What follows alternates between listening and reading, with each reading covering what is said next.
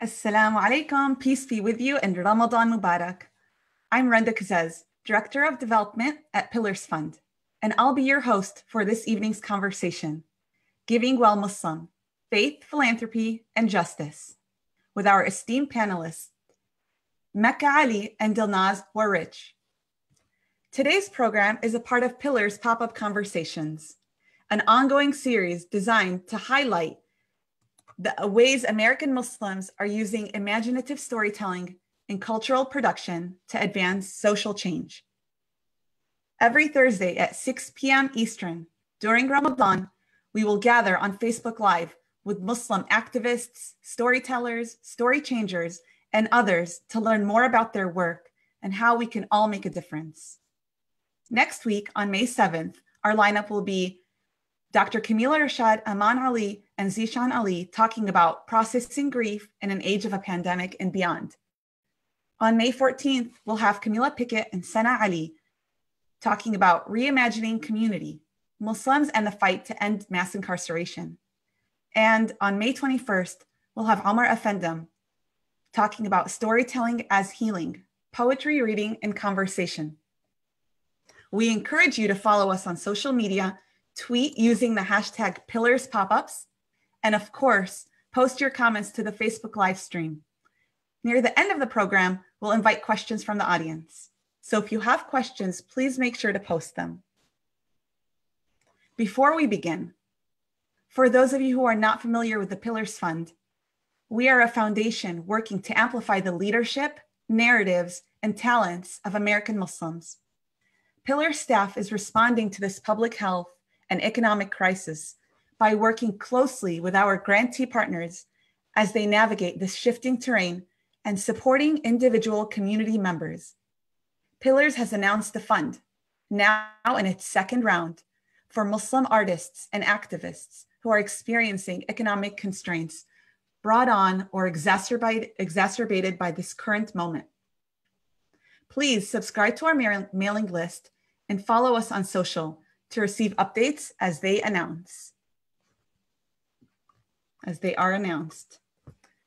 Welcome to today's program, Giving While Muslim, Faith, Philanthropy, and Justice. Each Ramadan, Muslims around the world are motivated to give to people and causes near and far. This year, the global crisis makes this obligation feel more urgent. At Pillars, we have the privilege of working with a community of committed philanthropists who inspire us each day to give from our resources, whether that is time, talent, or financial means.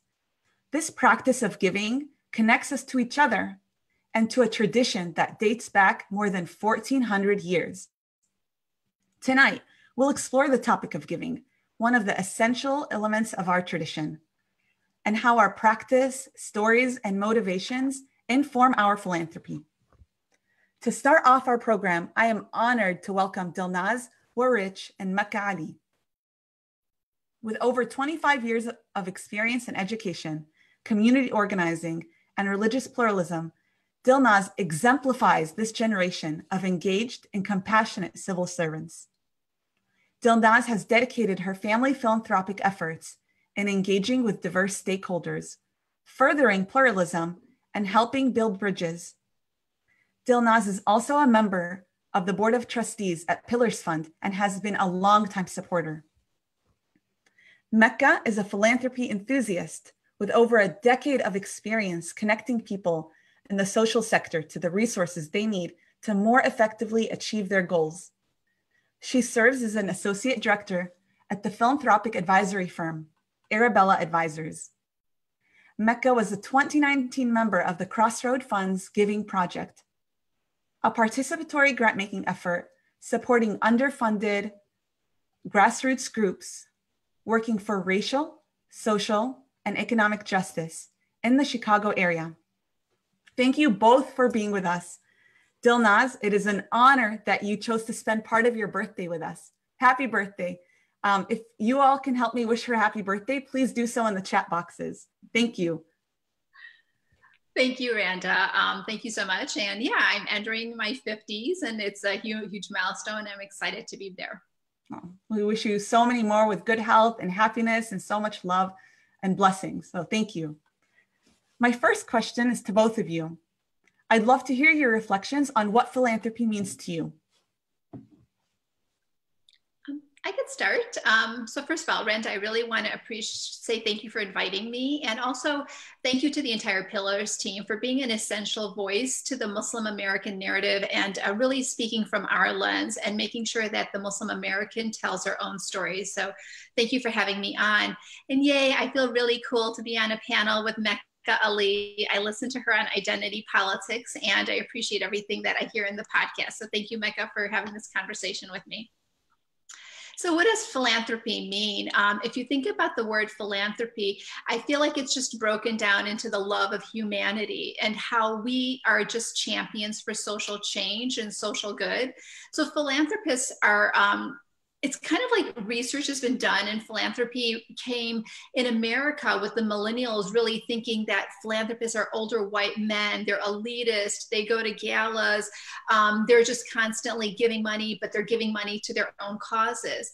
And to be honest with you, philanthropy started 1400 years ago and it's a Muslim tradition. It's a tradition of caring and sharing and human beings wanting to see change. And for Muslim philanthropists, we actually do it out of an obedience to Allah. And it's a pillar of our Islam. It's a third pillar of our Islam. So for me, philanthropy is really just being the Muslim that I want to be, as well as being the Muslim that Allah wants me to be. Thank you. Absolutely. I 100% agree with that. I love the definition of philanthropy as a love of humanity, because when I first heard that, I actually sat with it for a few days because I think it's a really beautiful way to think about giving, not as a loss, not even necessarily as a sacrifice, but as an expression of your love.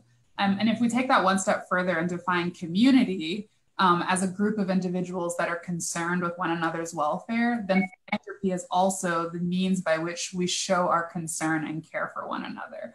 And, you know, as you mentioned, this is something that's not new. It's very coded into the Islamic tradition. And we're encouraged throughout Quranic teachings to give to others, and that's actually a means of purifying the wealth that we have accumulated. I know there's a lot of conversation about wealth inequality and what does it mean to amass wealth. And the fact that, you know, we're sort of taught as children that giving your wealth, redistributing that is a means of purification is pretty radical and pretty cool. So I definitely define philanthropy as both an expression of the love that you have for humanity. And then for me and my identity as a Muslim, also an expression of the love that I have for Allah and all that Allah has blessed me with.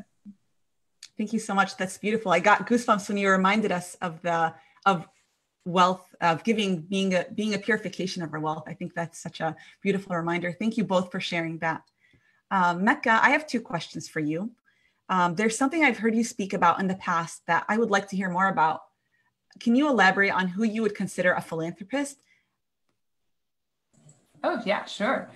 So, I mean, if we continue on the definition that we just discussed, I would consider a philanthropist to be anyone who has a desire to improve someone else's condition. Like, you don't have to have a lot of wealth to be a philanthropist. You don't need to even give out grants to be a philanthropist. You really just need to be observant of people and the world around you and interested in contributing whatever it is that you have to help improve their condition. So if you've ever given to a crowdfunding campaign, you're a philanthropist. If you've ever organized a fundraiser for a cause that you're passionate about, you're a philanthropist. And it's also not limited to monetary donations, right? Like in the development world, we talk about time, talent, and treasure a lot, like that you can give your time, you can give your expertise. So if you've ever volunteered to help someone out, you're a philanthropist. So I'm really passionate about this topic and demystifying philanthropy, because I think there's this false perception that like Oprah and Bill Gates are philanthropists and the rest of us are waiting for them to cut us a check. And like, that's definitely a type of philanthropy that is important and impactful. But I think when we do that, when we limit the definition to that, we're unnecessarily placing limits in our imagination about what positive change looks like, what type of change matters, and who actually can be an agent of change. So if we only consider those who have amassed huge amounts of wealth to be in the position to make a difference, I think we're actually cutting ourselves short and sort of de-empowering ourselves in the role that we can have in improving one another's conditions. I think like one small caveat I want to make is there are definitely ways to practice smart philanthropy, and there are ways to take up space in philanthropy that can be harmful. So it's important to ground the actions that you're taking in what's needed most, right? Like to build off of work that's already been done, not recreate the wheel, not divert resources away from organizations that are already creating the impact you're seeing. In my day job at Arabella, that's a lot of what we do as philanthropic advisors. We actually work with donors to move them from their ideas about what they want to do towards the impact that they're trying to see, and coach them on how to utilize their resources effectively to maximize good and minimize harm. So there's sort of a responsibility that comes with philanthropy, not to just do what you think is needed, but to also talk to the people that you're trying to help about what would be most useful. Thank you for sharing that. Also, I'd love to learn briefly about what the Crossroads Fund is, and more so about what you've learned in your experience working with Crossroads on their giving project. Yeah, sure. So you talked a little bit about it in my intro, but Crossroads is a public foundation in the city of Chicago that supports organizations working towards social, racial, and economic justice. And the Giving Project is an annual program that they run in partnership with actually several public foundations and organizations around the country who also host giving projects.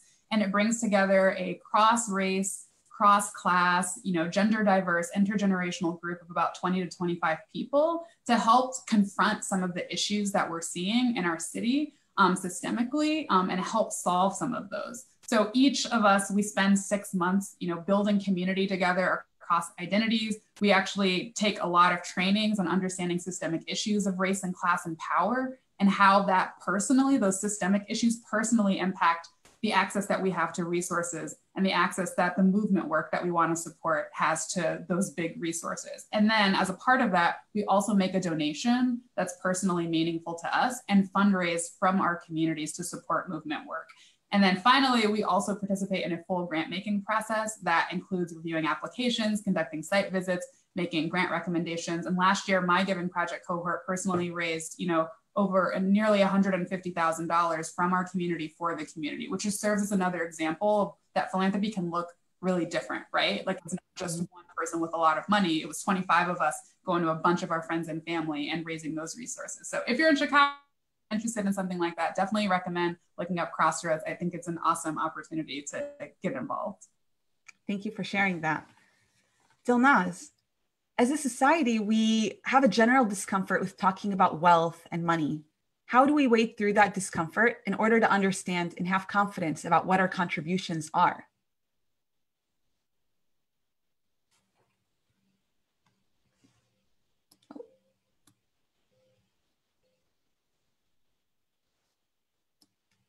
So anything, sorry, I unmuted myself. So anything we're uncomfortable with, it's really important for us to make those changes. So I do agree, a lot of people are uncomfortable talking about money and where they're giving their philanthropic funds or where they're giving their zakat funds. So Randa, if I was gonna come to your home, let's say at Maghrib time, I'd be like, hey, I'm praying Maghrib, Randa, do you wanna join me? If Mecca was going to Hajj, I'd be like so proud of her for going to Hajj, and I'd be like, hey, tell me your Hajj experience. So we discuss Hajj, we discuss fasting because we're all fasting right now. But why is it that when it comes to the third pillar of Islam, which is zakat, we don't really discuss it. Like we don't really sit down at the kitchen table with our friends and say, you know what, I found this amazing organization, like Believers Bailout. I think it's so great, the work that they're doing. I'm giving so much, and I think it's really important to uplift this organization. Do you guys want to learn more about it? So it's conversations we're not having about zakat that we are having about fasting, that we are having about Hajj, that we are having about Salat. But when it comes to zakat, all of a sudden, like no one talks about it other than during the month of Ramadan, where we get drilled down in our mosque and it's like, give, give, give. We don't really have these conversations 365 days out of the year.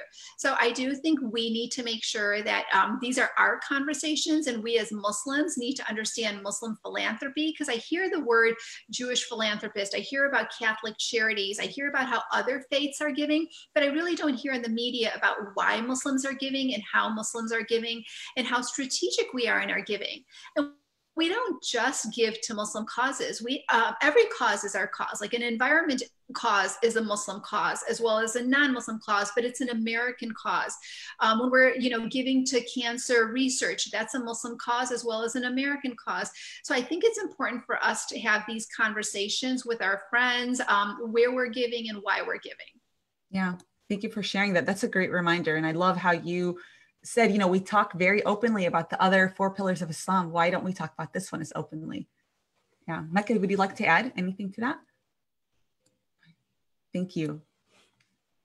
So we are currently in a global crisis, and day after day, we're hearing of food shortages, unemployment, and financial instability. Structural failures in society are more present than ever. This isn't just about giving to those in need, but more so about how our society continues to fail in our responsibility to take care of everyone. How can we, as Muslims, help fill gaps and, more importantly, rethink giving altogether? Yeah, I think that's a really great question. And it's something that I grapple with a lot. I remember when I first was getting into philanthropy, I learned that, charity is like helping a need that exists right now, whereas philanthropy is sort of looking at the long term and what are some structural changes that we can make. So that's definitely something that we grapple with in the day-to-day. Like, how do you meet the needs that are happening right now while also recognizing that there's a larger systemic issue that needs to be addressed? I think it's important to remember the power we do have and the resources that we do have. There are always going to be structural inequalities that need to be addressed and political battles that need to be fought. There's always going to be problems that technically other people are responsible for solving that we're trying to push to be more thoughtful about. But what if we focused a lot of our effort instead on our role in that very society that's failing? Like, what if we saw not just the state as responsible, but ourselves as responsible for taking care of each other? Like, what are the small things within our means that we could do to help lend a hand? Because those structural changes are going to take a lot of time to fix, right? Like, by the time the $15 minimum wage is passed, they're going to need $25 an hour, like, in order to survive. So we have to think about what role we want to personally have in the space that exists between the recognition of the problem and the implementation of a long-term structural solution. And in the short term, today, tomorrow, next week, there are people in our neighborhoods who have nowhere to go, even though our cities have shelter-in-place rules. People are hungry. People are being stripped of their rights. And so the macro can be really overwhelming to think about all at once, but I think it's important to remember that our sunnah, our tradition, believes that charity begins at home. Like, we're literally warned not to fill our stomachs if our neighbors are hungry. But how many of us can actually say that we know our neighbors' names? Like, the people who live on our floors in our apartments, who we share fences and driveways with. I know I can't. So I'm calling myself out first and foremost. So I think the most important gap to fill here is actually the relationship gap, because you can't just drop off a plate of food nowadays without being sensitive to dietary issues or anything like that. So you have to really, again, like, ask the people that you're trying to help what they need, listen humbly, and then do what you can. I really think it's as simple as that. Yeah, so I'm going to just add on to what Mecca has beautifully brought to us understand. The Muslim American narrative really isn't shared very much about, like, the history that we have been here in America. So the 400 years that Muslims have been in America, and they came here as enslaved individuals, Muslims building the roads that we drive on a regular basis, Muslims building the institutions that we, on the backs of the slaves that Muslims had to do. So a lot of those stories aren't told. And how do we make sure those stories are told in the media? And you hear a lot of times about Muslim refugees or some negativity about Muslims, but it's our story, and we need to tell our story. And the way we can really start doing this is really in our home with our children, making sure that philanthropy is started, right? And making sure that our voices are heard and that we're owning our voices. So I think about it as families. And right now, because we're in the midst of Ramadan, children have get Eid gifts, or they have a sadaqah jar, making sure that children are, every time they get a gift, they understand where are the 4 parts does this gift go. So if you get, an Eid or an Eid gift, you want to obviously save 1/4 of it. You want to invest 1/4 of it. You want to make sure you spend 1/4 of it. And then you also want to give away 1/4 to another charitable cause. But you as a family can decide what that charitable cause is. You don't need to have someone else tell you what a charitable cause is, especially young adults nowadays. They have so much religious literacy. They have so much business acumen where they can research and find out what's a good cause and why they want to give to that cause. And have the youth feel empowered to start being philanthropists at a young age, because just like Mecca had mentioned earlier, it's not just older white men that are philanthropists, it's really all of us. It's a collective us that can make a change. Thank you both. It's very true. It's very inspiring. I feel very blessed to have known the late Dr. Suleiman Yang. May he be encompassed in God's mercy. Dr. Suleiman Yang was one of the most influential Muslim academics who has been a pioneer in developing and adding to the understanding of Islam in the United States, Africa, and the broader Middle East. He once told me, in Islam, if a person in need calls upon you for help, it is incumbent upon us to answer them, even if solely through prayer. This reflection will resonate with me for the rest of my life and pushes me to think about what Darren Walker from the Ford Foundation speaks about in his book, From Generosity to Justice. A reminder that we don't give because we are simply altruistic and generous and nice, but because it's our obligation to our tradition and to our communities. So from your perspectives, what does it mean for your philanthropy to be rooted in justice? I love this question so much. Thank you for asking it. What does it mean for philanthropy to be rooted in justice? So one example I'll give, mutual aid is a buzzword that we're saying all over the place right now, but it's not a new concept, right? It's what our moms were doing when they dropped off food to someone they heard was sick, or our aunts that watched us after school while our parents picked up a few extra shifts. Mutual aid is just being a good neighbor and community member and friend. And it's a simple concept, but it's radical again, because it defines self-care as community care and recognizes that there is no individual success without the community that supports it. So to me, that's what philanthropy rooted in justice looks like paying attention to what is needed and showing up for each other, because none of us achieves anything without the help of many, many others. I feel like philanthropy rooted in justice aims to recognize that by redistributing whatever resources we have able to amass to those who need them most.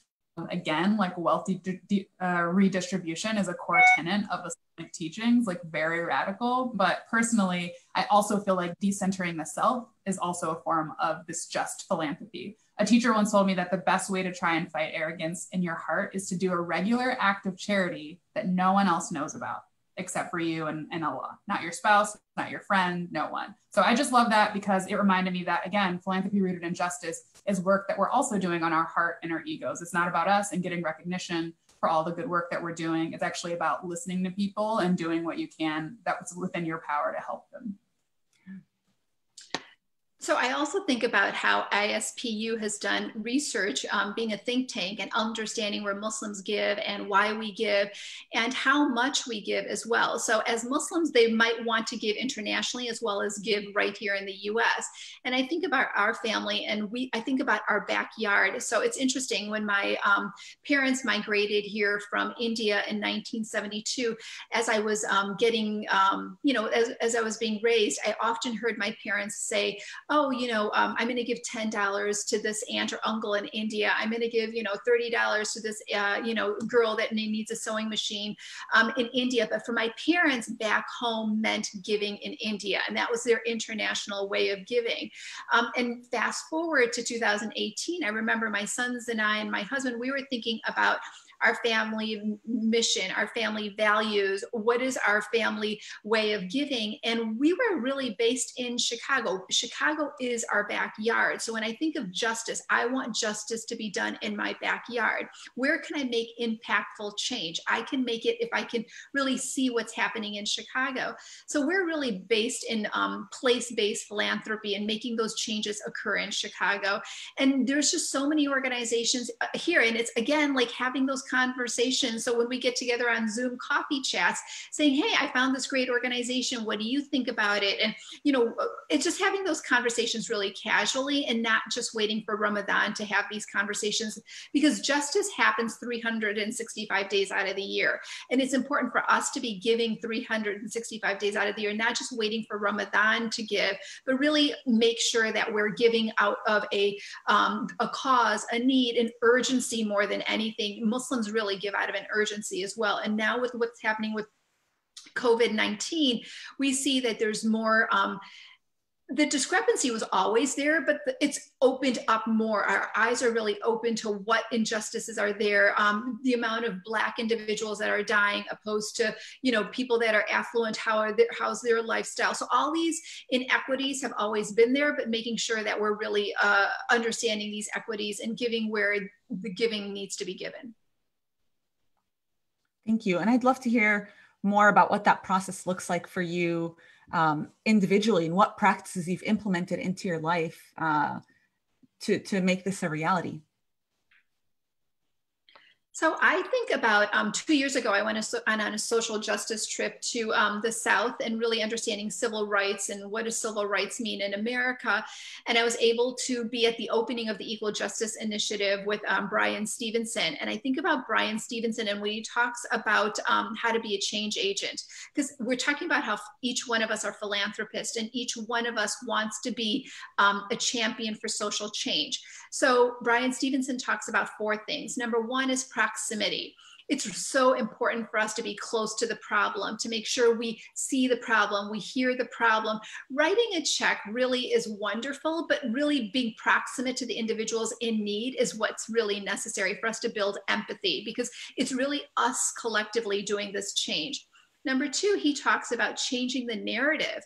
There's so many narratives that we have about individuals, making sure that we understand who we're giving to and why we're giving to, and we're changing the narrative about individuals that, you know, maybe the media has set for us. Mm-hmm. The 3rd thing Bryan Stevenson talks about being a change agent is being comfortable being uncomfortable. And until we get comfortable being uncomfortable, we'll never get farther. It's like, you know, changing our mindset. It's really getting down and dirty and understanding what it means to be uncomfortable till we make certain changes. And the last thing he talks about to be a change agent is like living in hope. It's important for us to have hope, and it's important for us to give hope to others. So when you get proximate, you really hear about how many individuals are just not hopeful.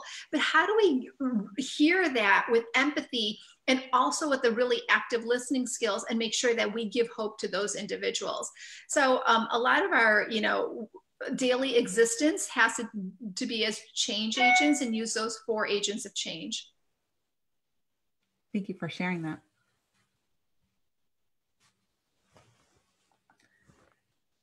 I don't want to leave out passion as a driver for our giving. As a development professional, one thing I say during the fundraising course I teach is you have to be excited about what you're raising money for. Oftentimes, the same thing goes for supporting organizations. What is the importance of having a personal stake in the work that you support? And what do you look for in the causes that you are passionate about? I think passion is so important. Connectedness and alignment is so important, because otherwise, like fundraising, especially as fundraising professionals, like it can just feel very transactional, right? And transactional relationships are not fun to be in on either end of the spectrum. And one thing that the Giving Project really taught me was to move away from thinking of fundraising or charity as begging people for money, and reframing their relationship as giving someone an opportunity to actually live their values and be a part of something. And I think especially now, given the volatile political climate that we're in and have been in for the last several years, many of us are reckoning with constantly feeling overwhelmed, with not knowing what to do, with feeling very small, you know, who to trust, what to support, what not to support. And when you're fundraising, you're providing a path forward for someone. Like, your time is not spent well trying to convince someone that what you're doing is important. Your time is better spent actually finding people that have been looking for you, like looking for the people that have been looking for you and that have been searching for exactly the opportunity that your cause provides them. Like, because those are the people that are going to show up, they're going to volunteer, they're going to become lifelong supporters of your work. So on that other end, in terms of like how to get started, like where, you know, how do you find causes to support? There are so many resources, but you don't need to find a perfect cause. You just need to find a cause. I really like Dilnaz's suggestion of, you know, finding something that's hyper local, like in your physical community, that you can get tangibly involved in. And also, since we've been talking about systemic change, you can also choose maybe something that's national. Maybe you can focus on something that addresses short-term needs and something that aims to address the long-term systemic change. Like, you can pick and choose and spread out, you know, the different philanthropic causes that you support over time. But you really want to support the things that sort of keep you up at night and that you wish someone was taking more seriously. And if you're struggling with where to get started, my advice is just to pick something that's meaningful to you and just start. If you don't feel like conducting due diligence on a million different organizations and you're like, I don't know where this is going, if this is actually reaching the people I'm trying to help, or this is just going to something else, you can also give to charitable foundations like Pillars. I think you guys have a donate button on your website, but like each of these foundations also focus on a specific issue area, and they have their own process for vetting organizations and overseeing the implementation of charitable projects. So for some people that are really concerned about like, where is my money going? That's also something that I'd recommend. Like you can also give to people who give to others. Yeah. I would never want to do anything without passion. I mean, passion is like the core of our existence as Muslims. We live with passion, we live with urgency, we live with a need. So yeah, so if you're giving, give with a passion and give with what you are passionate about. If you're passionate about politics, give in the political realm. We talked about environment, food security, the refugee enforcement, youth empowerment. Exactly what Makkah said, choose what you're passionate about and find those organizations that do that work, because giving is really a symbiotic relationship between you and the organization. You're going to get so much out of it, and inshallah, the organization is going to benefit as well. But it's really when you're there, as a volunteer at a food pantry, or getting signatures for a political organization, or planting seeds at a botanical garden, or helping children with schoolwork that are recent refugees from Syria. It should be something that you want to be there. It's not like you're forced to be there. It's, of course, it drives us as our faith. Sorry. Of course, it's driven by our faith, and Islamically, we have a lot of hadiths and Quranic ayahs that say when you give with one hand, make sure the other hand doesn't know. It should be done in secrecy. It should be done in a manner where there's humility. But I also think passion is a great thing to get other people excited about. So if I found an organization, I want to share that passion with others. I want others to be passionate as I am about, let's say, Iman. If I'm excited about Inner City Muslim Action Network and what they're doing, I want to share that with others. So why hide it? Why hide the fact that I'm passionate about an organization, or I'm passionate about certain giving? So I think it is important to share that passion, and passion is really contagious. So use it as a great contagion and spread that. Yeah. Thank you. Thank you both. I know we touched upon this a little, but I'd love to hear more specifically how your personal faith practice inspires your giving.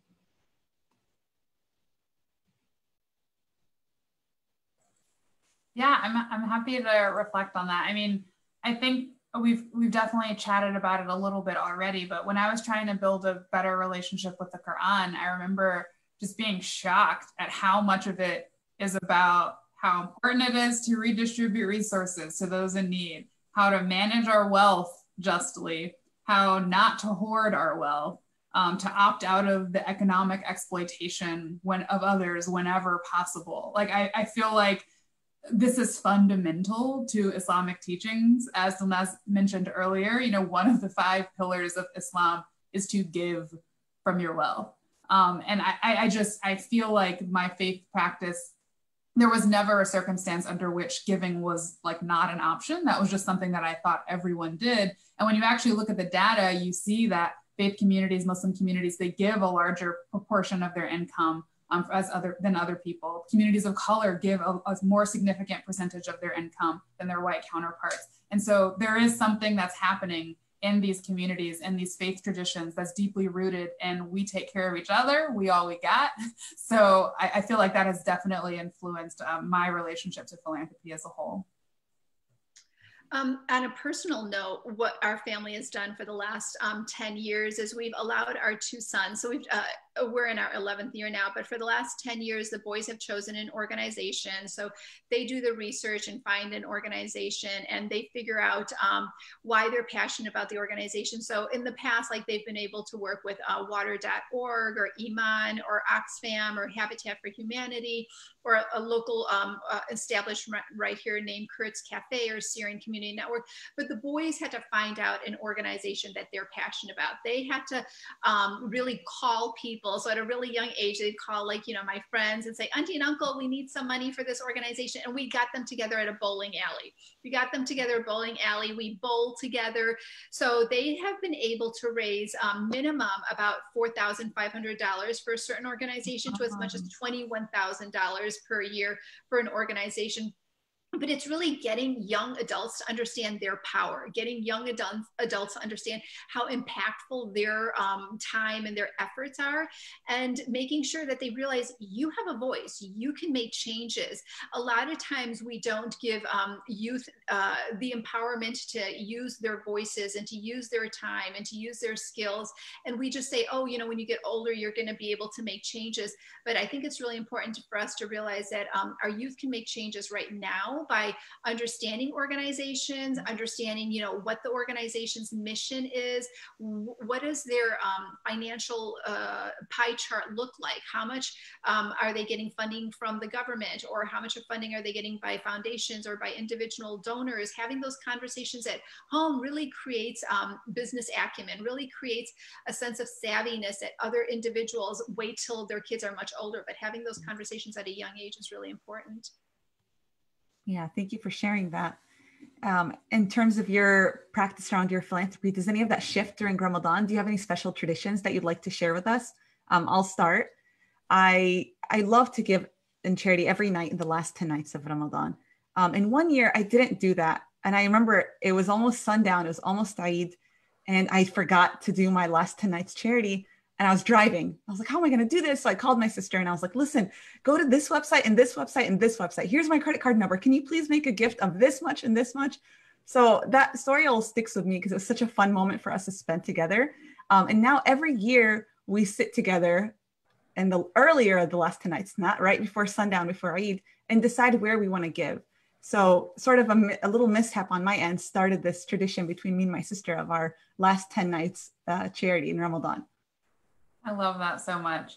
I have like 4 things that I do. So one is I do have a monthly philanthropic, which I recommend for everyone. Like just like you budget for your rent, your bills, your groceries, you can also say, this $25, $50, whatever it is that's within your means. I set aside each month, like just to give to charity. So in Ramadan, I purposefully scale back a lot of my expenses on food, shopping, travel, etc., and repurpose all of those funds to causes that I care about. So that has involved signing up for like Launch Good. They have a 30 Days of Giving campaign during Ramadan where you can support different causes, or just making a larger donation than I normally would to an organization I care about. So definitely encourage folks to see what they can do like consistently, even if it's small, $5, $10 here and there, it goes a long way. I think also, I try to monitor and modify my behavior because also in our tradition, we know a smile is an act of charity. So showing patience and compassion to myself and to others is a huge focus in Ramadan. And then finally, I always am looking for opportunities to help others in my community, right? So whether that's dropping off food to a friend or volunteering at a food bank, I try and push myself to share a little bit more of my time in service of others as an expression, again, of that gratitude for all that I've been given. So those are like a few of the things that I try to incorporate in Ramadan that makes fasting more of like an active instead of like a passive thing, like you're fasting from the things that normally are bad habits. And sometimes that hoarding your wealth, that, not wanting to give up your time, all of that kind of stuff. I try to challenge and push myself a little bit to think more about what I could be doing for others and less about what I need to be doing for myself. Thank you. You're on. Well, this Ramadan's really different just because COVID-19 and we're not really going out there. And Ramadan really is a social time where we build community, where we have iftars together, where we're at the mosque. So I think about how this Ramadan's really grounded us. And it's really, I think it's my conversation with the Quran so much more this year than it ever was before, because it was more, getting excited about going to iftars and meeting new Muslims and just having great conversation. Whereas now it's like, you have great conversation on Zoom and you have great conversations, but it's just a completely different Ramadan. And I really appreciate our Muslim community and how we've really pivoted to having amazing webinars and having these conversations with each other and learning through each other, even though we're not in the mosque anymore.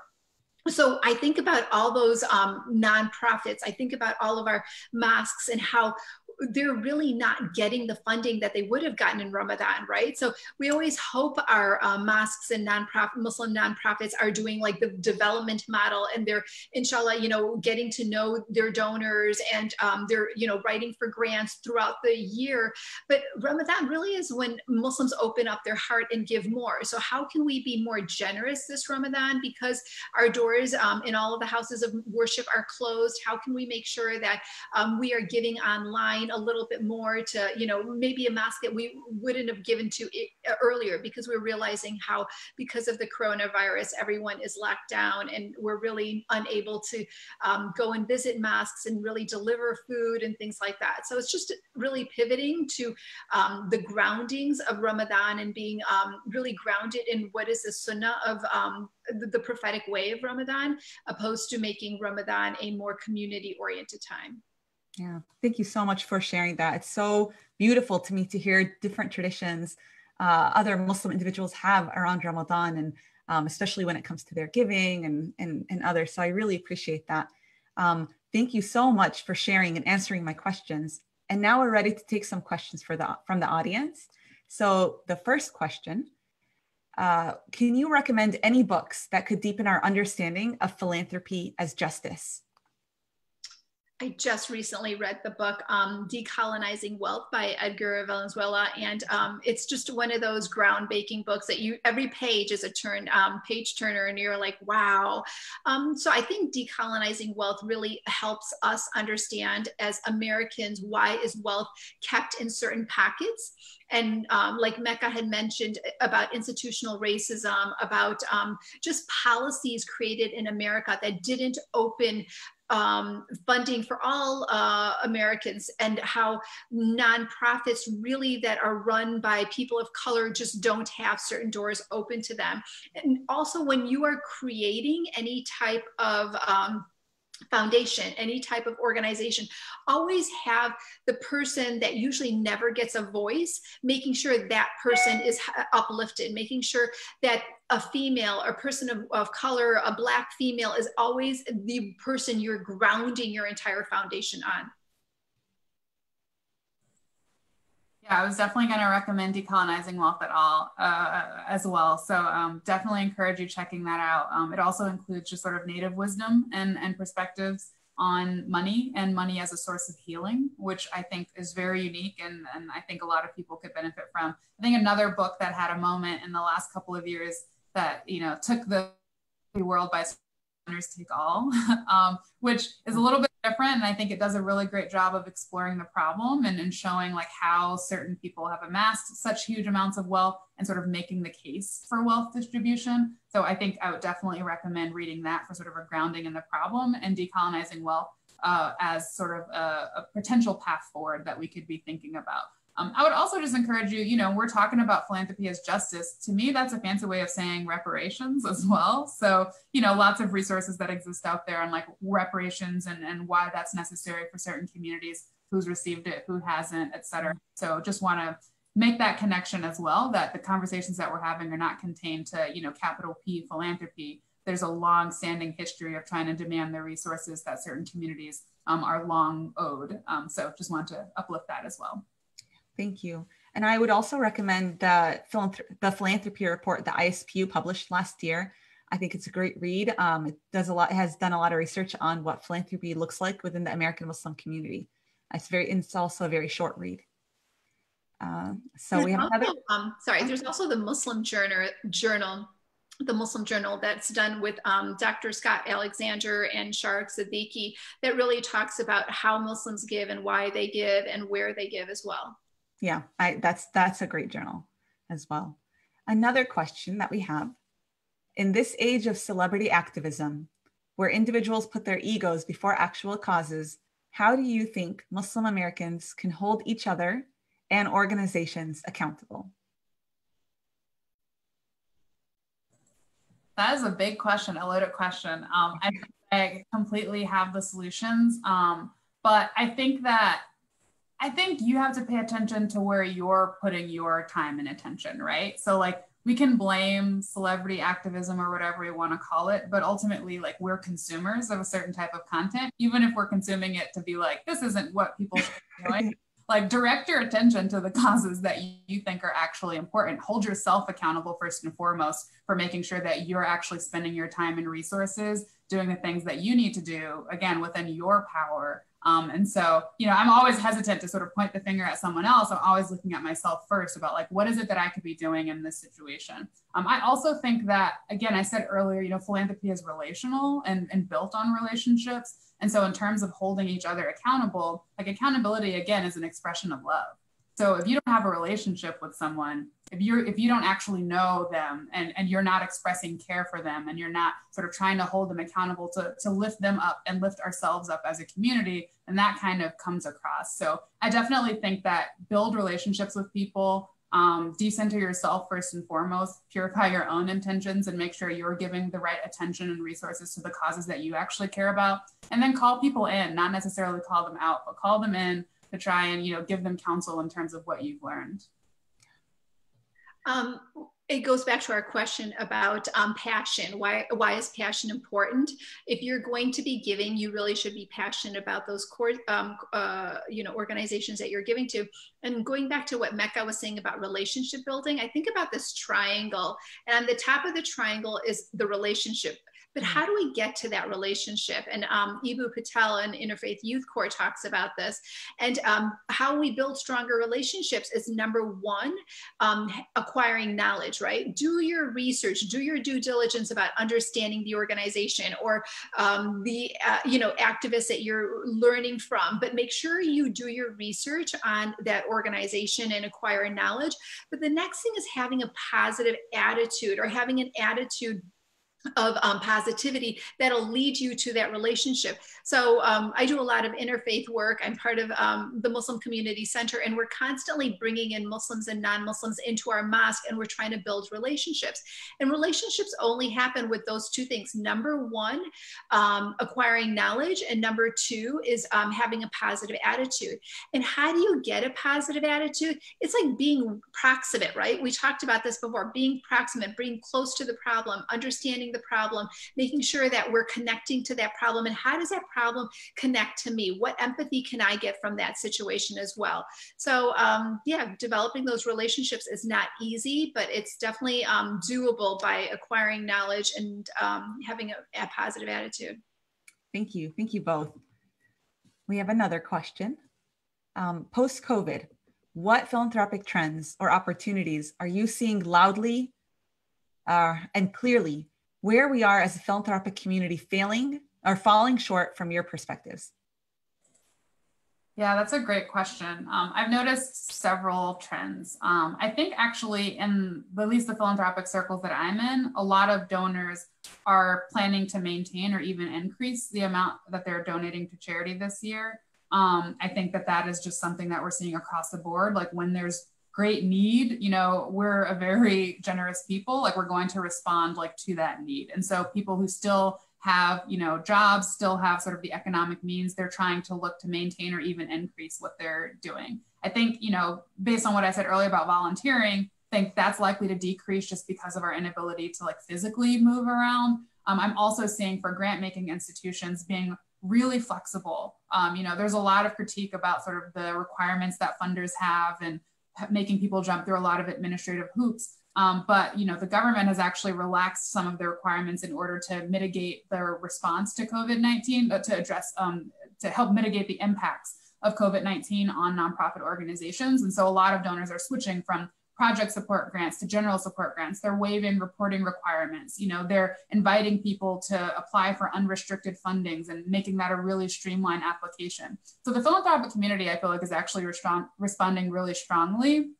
to this. And I think that they will continue to do so. I think that what COVID-19 is exposing is, all of the inequities, all of the cracks in our society are incredibly visible right now. So the fact that there are very few people that still have resources right now to give to everyone else is a problem, fundamentally a problem. So I think it's reassuring and gives me hope and inspiration that the philanthropic community is responding so strongly. But I think the challenge that we will continue to face is that our inherent structures and the foundations and the fundamentals aren't there. And so how do we make sure that we're building up our society, our political institutions, the state, so to speak, to take care of our people so that we don't have to depend on a few philanthropists to sort of take care of us when things go wrong. Yeah. So I agree with Mecca. I think the philanthropic community really is stepping forward during this pandemic time. And we're also being very frugally innovative, right? So right now we need to be frugal innovators and not just look at the crisis and focus on the crisis, but really pivot and look forward 6 months, 1 year, what does it look like? Because if we're stuck in just figuring out how to get out of this crisis, we're not looking forward. And it's very important for us to look forward. So when we talk about frugal innovation, it's this one author by the name of Navi Raju. And Navi Raju really focuses on how do we make sure that we increase value and we also make sure we decrease resources. So we want to value what the nonprofit is working on, but make sure that if the resources are limited, we can still figure this out. We are really making sure that organizations are not just telling the HR team or the development team to be innovative. We're really making sure the entire team is being innovative. It's so important that the entire team understands about innovation and not just keep one sector and have them focus on innovation. Because if we're not getting the entire organization to look forward from this crisis, then we're really not going to be able to get through this crisis. This is definitely something that none of us expected. We're really like digging deep and trying to understand what's our next, step.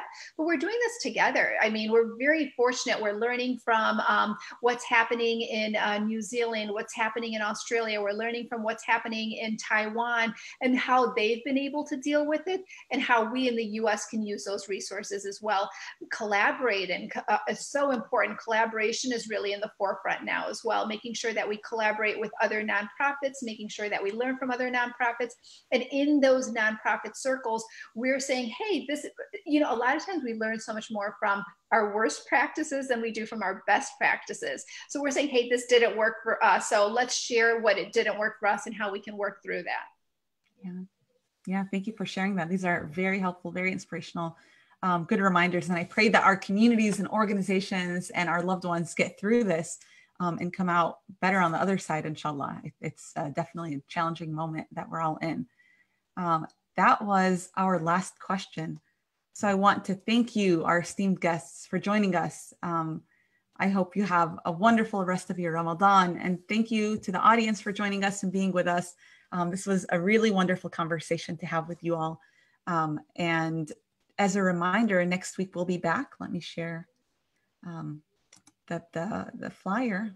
We'll be back next week with, again, a conversation on processing grief in the age of a pandemic and beyond. And after that, on May 14th, Muslims in the fight to end mass incarceration. And then our last one of Ramadan will be storytelling as healing, poetry, reading, and conversation. So we hope you enjoyed this pop-up conversations today, and we hope you'll join us for the rest of the series. Thank you all so much. Assalamu alaikum, and see you guys next week. Thank you for having me. See you. Thank you.